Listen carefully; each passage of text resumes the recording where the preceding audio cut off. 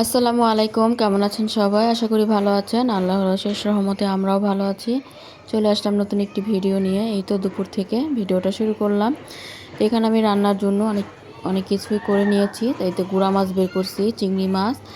আর ইফতারিতে ভাজার জন্য মুরগির মাংস বের করেছি। আজকে মুরগির মাংস ভেজে দিব আর পরোটা বানিয়ে দিব। তো সব কিছু এখানে রেডি করে রাখলাম। আর এই তো মুরগিগুলোও আমি আগে ভিজিয়ে রাখছিলাম, এখন মশলা দিয়ে ম্যারিনেট করে রেখে দিব। এরপর খাওয়ার আগে, ইফতারির আগে ভেজে নিব। আর এদিক দিয়ে অনেকগুলো পেঁয়াজও কেটে নিলাম, পেঁয়াজগুলো এখন গ্রেট করে নিব। আর তো টমেটো, কাঁচামরিচ এগুলো নিছি। আর তরকারিতে দেওয়ার জন্য মটরশুঁটিও বের করেছি। তো এরপরে তো কাটাকুটি করে নিলাম। গুঁড়া মাছের দেওয়ার জন্য একটু আলুও কুচি করে নিলাম। তো এখানে টক দই বানানোর জন্য একটু গরুর দুধ নিয়ে এখন তো ভিনেগার দিয়ে টক দইটা বানিয়ে রাখবো। টক দইটা আমি মাংসতে মিশাবো ম্যারিনেট করার সময়। এই তো পেঁয়াজগুলো কেটে নিলাম। তো প্রথমে আমি ডালটা বসিয়ে দিচ্ছি। তো ইফতারির সময় আরও অনেকক্ষণ বাকি আছে, তাই এখন আমি রান্নাটা যতটুকু পারি করে নিব। তো ওই তো আজকে মুসুরি ডাল রান্না করব। তো এখানে দিয়ে দিলাম কাঁচামরিচ আর টমেটো, লবণ।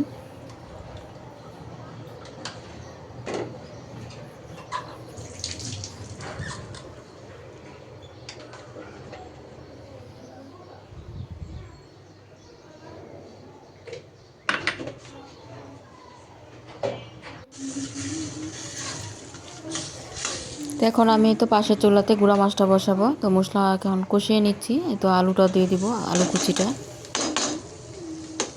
তো আলু কুচিটাও দেওয়ার পর একটু কষিয়ে নিয়ে এরপর অল্প করে পানি দিয়ে মাছগুলো উপর দিয়ে দিব।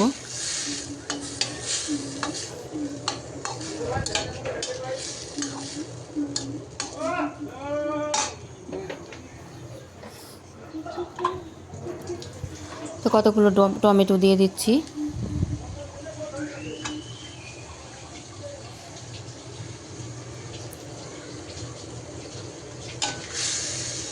দু তিনটা কাঁচামরিচ দিয়ে দিলাম।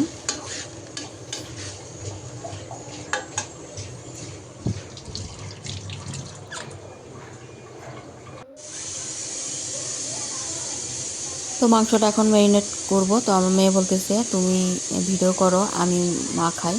তো আমি আবার মশলাগুলো পরিমাণ মতো করে দিলাম চামচে করে করে। তো এখন মাখিয়ে নিচ্ছে। এখানে টক দই, টমেটো সস, সয়া সস, এরপরে ধনিয়ার গুঁড়া, জিরা গুঁড়া, গরম মশলা গুঁড়া সব কিছু দিয়ে একটু মরিচের গুঁড়া, লবণ স্বাদ মতো দিয়ে ম্যারিনেট করে রেখে দিলাম। তো মাখানো শেষ, এখন কিছুক্ষণ থাকবে এভাবেই। আর ওইদিকে মাছটা আমি এই গুঁড়া মাছটাও দিয়ে দিলাম।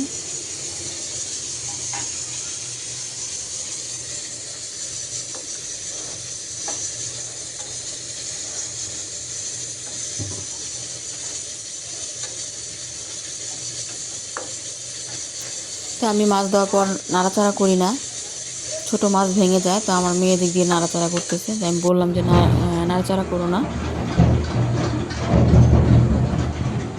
তো এখন বসাবো চিংড়ি মাছ। গুঁড়া মাছটা হতে থাক, এই সাইডে আমি চিংড়ি মাছটা রান্না করে নিই। তো প্রথমে তেলে একটু লবণ দিয়ে দিলাম, তেল যাতে ছিটে না আসে। এরপরে চিংড়ি মাছগুলো দিয়ে দিলাম। চিংড়ি মাছটা প্রথমে আমি তেলে ভেজে নিব, এরপরে পেঁয়াজ দিব। আর একটু মটরশুঁটি যে বের করছি অর্ধেকটা দিব চিংড়ি মাছে, আর অল্প একটু নিয়ে আমি গুঁড়া মাছে দিলাম। গুঁড়া মাছে কিন্তু মটরশুঁটি দিলে খেতে মজাই লাগে। এদিকে চিংড়ি মাছটাও আমি ভেজে নিয়ে এরপর মশলা কষিয়ে নিয়ে পেঁয়াজ দেওয়ার পর পেঁয়াজ একটু ভেজে নিয়েছি। এরপর মশলা কষিয়ে নিয়ে মটরশুঁটি দিয়ে দিলাম, টমেটো, মটরশুঁটি। টমেটোটা এখন দিয়ে দিব।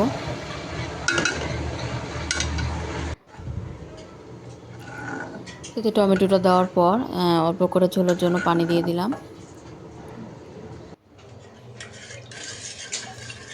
এখন আমি রান্নাটা বসিয়ে দিয়ে শরবতটা গুলিয়ে নিচ্ছি। তো আমার মেয়েও গোলাচ্ছে সাথে সাথে, আমি সব কিছু দিয়ে দিচ্ছি পরিমাণ মতো। আর এদিকে যে আটা নিয়ে নিছে, আজকে তো পরোটা হবে, তো পরোটার জন্য আটাটা গোলাতে হবে।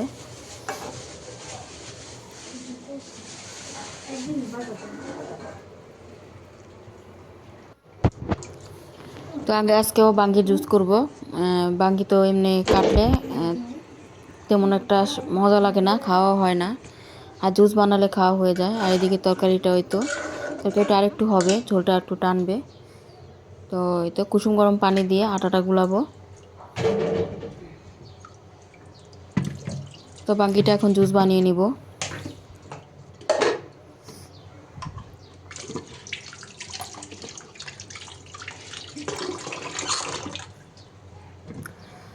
তো বাঙ্গির সাথে একটু গুঁড়ো দুধ আর চিনি দিয়ে দিব, আর অল্প করে পানি দিয়ে ব্লেন্ড করে নিব।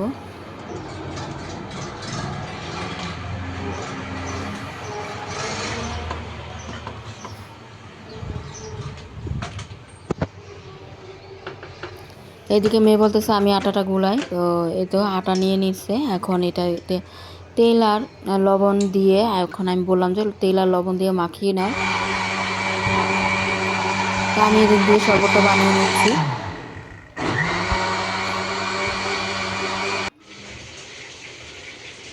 তো মেয়ে আবার এদিক দিয়ে ফলগুলো কেটে নিচ্ছে। ফল কেটে এখন সালাতের জন্য শসা ছিলে নিচ্ছে।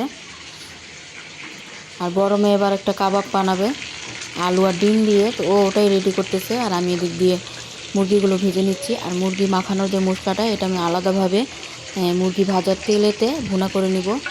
আর এইদিকে চিংড়ি মাছটাও হয়ে যাচ্ছে।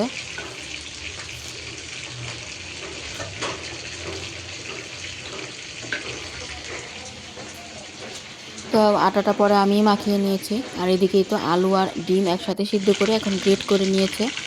এখন কাঁচা ডিম, মানে একটা সিদ্ধ করা ডিম দিয়েছে আর একটা কাঁচা ডিম, পেঁয়াজ বেরেস্তা আর পেঁয়াজ কুচি, কাঁচামরিচ সব কিছু দিয়ে এখন একটা মানে কাবাব বানাবে। তো এই তো মুরগিগুলো ভাজার পর উঠিয়ে নিয়ে ওই তেলে আমি মুরগি মাখানোর যে মশলাটা, ওটা আমি একটু ভেজে নিলাম ভুনার মতো করে। আর এদিকে সালাদও রেডি, শসা কুচি আর টমেটো কুচি, পেঁয়াজ কুচি, কাঁচামরিচ কুচি। তো কাবাবগুলো ভেজে নিচ্ছে মেয়ে, আর ছোটো মেয়ে দিক দিয়ে পরোটাগুলো বানিয়ে দিচ্ছে। তো ছোটো মেয়ে চলে গেছে, ওকে আমি বললাম যে ইফতারগুলো সুন্দর করে সাজাও, আমি দিক দিয়ে পরোটা ভেজে নিই। তো এখন আমি পরোটা যে বানাচ্ছি আর ভেজে নিচ্ছি। আর এই তো কাবাব কয়েকটা ভাজা হয়ে গেছে। তো আজানের বেশি একটা বাকি নাই, আজান দিয়ে দিবে। তো আমাদের সব কিছুই রেডি। পরোটা কয়েকটা ভাজলাম, এরপরে নামাজ পড়ে খাবো, এজন্য বাকিটা পরে ভাজবো। তো এই তো ইফতার সাজিয়ে বসে গেলাম, বিসমিল্লাহ বলে এখন ইফতারটা করে নিব।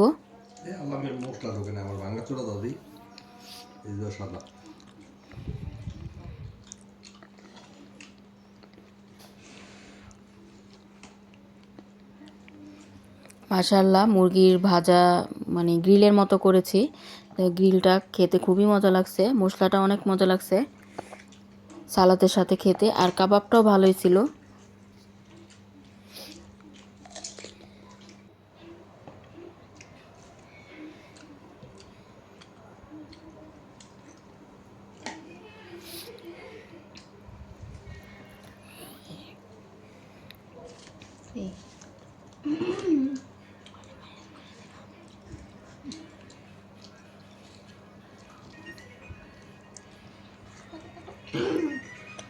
আমার কাছে গ্রিলের যে মশলাটা, এটা খুব মজা লাগছে খেতে পরোটা দিয়ে।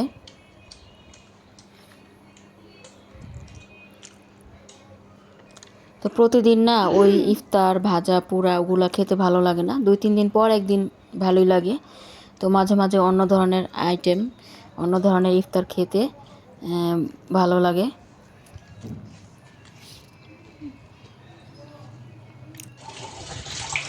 তো ইফতারের পর একটু জিরিয়ে, আর অনেক কাজ করেছি ইফতারির পর। তো ইফতারির পরে অনেক কাজ থাকে, অনেক ধোয়া, থালাবাটি ধোয়া, ঘর গোছানো, অনেক কিছুই থাকে। তো ওগুলো সেরে জিরিয়ে এখন আবার করলা ভাজিটা করা বাকি ছিল। তো তরকারি তো গুঁড়া মাছ আর গুঁড়া মাছ আর চিংড়ি মাছ তো ভুনা সন্ধ্যার আগেই করে নিয়েছি। তো এখন এই যে ডালটা যে বসাইছিলাম, ডালটা এখন বাগার দিব। আর করলা ভাজি করব ইলিশ মাছের ডিম দিয়ে। এই তো ইলিশ মাছের ডিমটা প্রথমে পেঁয়াজের সাথে ভুনা করে নিচ্ছি, এরপর করলাটা ছোট ছোট উস্তা এটা দিয়ে দিব। এই উস্তা দিয়ে ইলিশ মাছের ডিম দিয়ে ভাজি করলে কিন্তু খেতে খুবই ভালো লাগে। ইলিশ মাছের ডিমটা অনেক দিনই হয়েছে ফ্রিজে, তো মনে ছিল না। তো হঠাৎ করে আজকে বক্স খুলে দেখি ইলিশ মাছের ডিম, তো ভাবলাম এই দিয়ে উস্তা দিয়ে ভাজি করে ফেলি। আর আমার ডালটাও এই তো বাগার দেওয়া শেষ।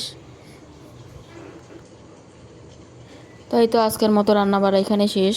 আজকের মতো ভিডিওটা শেষ করছি। তো হ্যাঁ, সবাই ভালো থাকবেন, সুস্থ থাকবেন। আর ভিডিও কেমন লাগলো লাইক কমেন্ট শেয়ার করে সাবস্ক্রাইব করে আমাদের পাশেই থাকবেন।